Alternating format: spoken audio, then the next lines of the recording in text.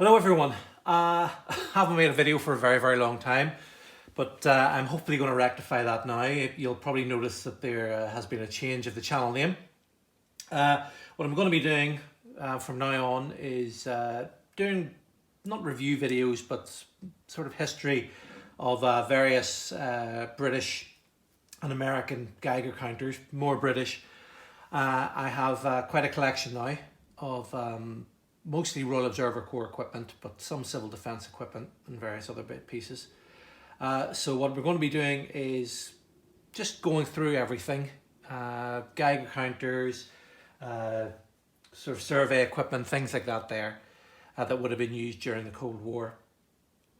So we're going to start off today with a pretty special piece. It's probably one of the rarest pieces in my collection. That we know of, there is only maybe 6 or 7 of these in museums and private collections in the UK. I was very lucky to get this last year. This is the ROC fixed survey meter. You'll hopefully see on the box lid there, it says ROC fixed survey meter.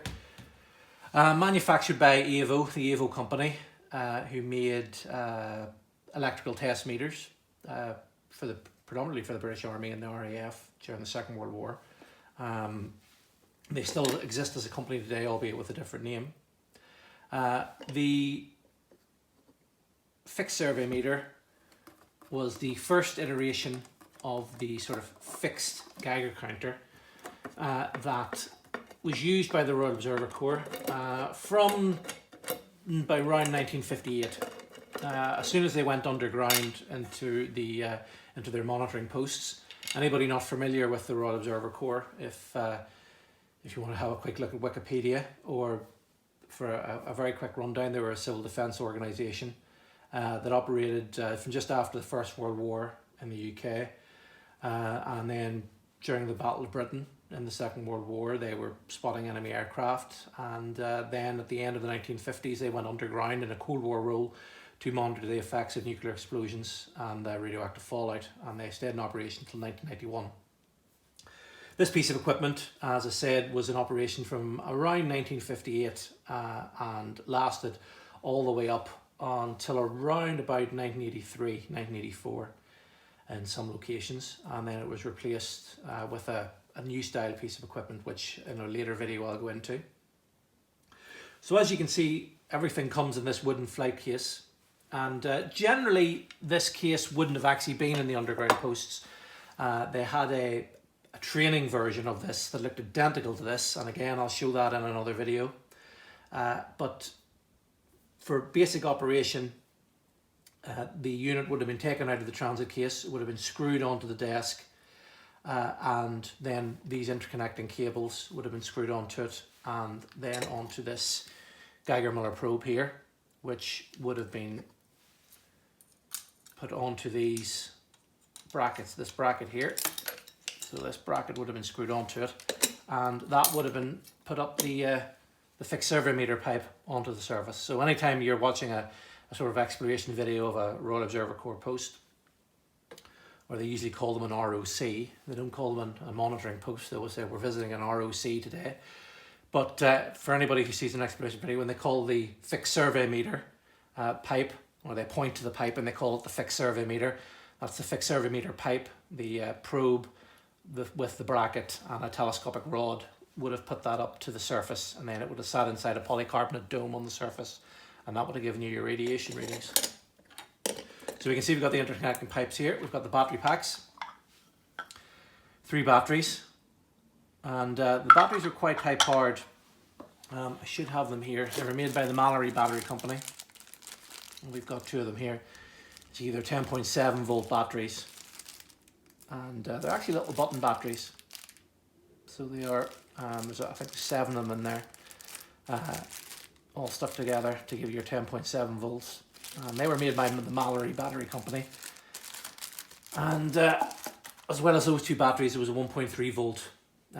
Pretty much an AA battery in there as well, and in fact I have an AA battery in there just to show that the meter is still operational. Measures in Roentgen, obviously Roentgen made famous by the recent Chernobyl documentary, Oh, this doesn't go to 3.7, this goes to 500 Roentgen per hour. And we have the various controls here to set that. And the battery goes in this area here, this unscrews and it goes in here. A couple of little interesting points with this. Obviously with the batteries being in it, if you left it on after an exercise, the batteries would go flat or whatever. That's why this unit was never used for exercises. They had the training unit, which was clockwork, and this unit was only supposed to be used during wartime. And it was kept in the group headquarters, and only during a wartime, obviously, situation would these be delivered to the posts. The Mallory batteries is quite interesting because Mallory actually stopped making these batteries in the 1970s.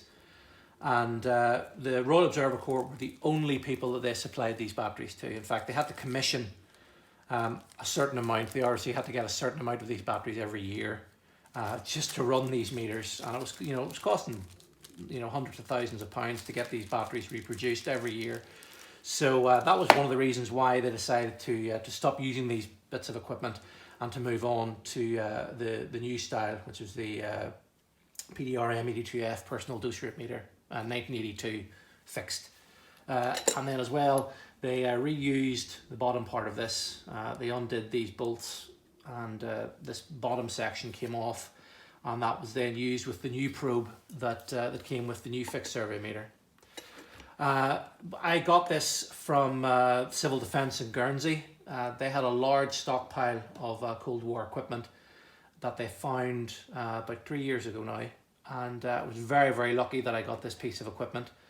As I say, there are not that many of them in this complete condition available.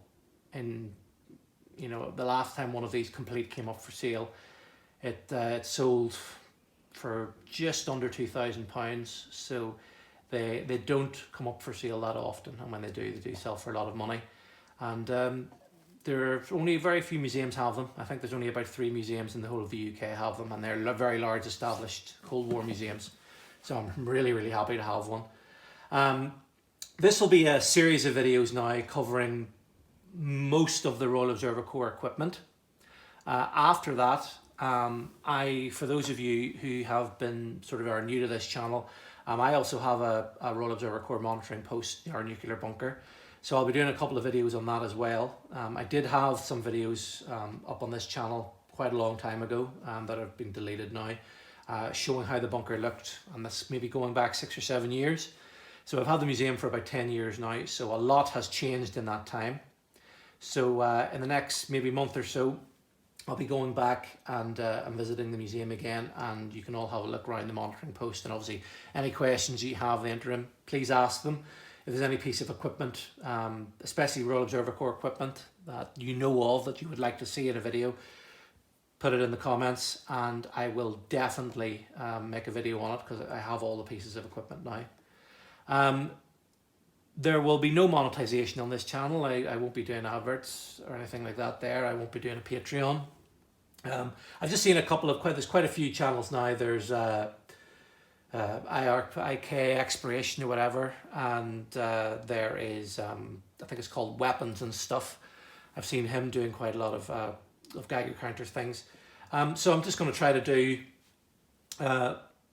similar videos to that show more in depth, in the history of items. So yeah, if you have any questions, and please ask away. Make sure to, I'll do the old cliche of liking this video and subscribing to the channel, but I'm going to try to upload now with a lot more regularity. And yeah, so hopefully you enjoyed the video, and I'll be back soon. Thanks very much.